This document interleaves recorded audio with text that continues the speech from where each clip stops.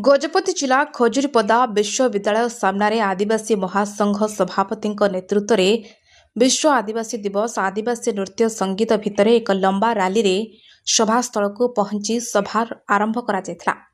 सभारे आदिवासी सुनेली भविष्य विषय वक्ता माने मतामत देथिले। एही सभारे 95% केवल सौर आदिवासी थिबा दृष्टि को आसीथिला।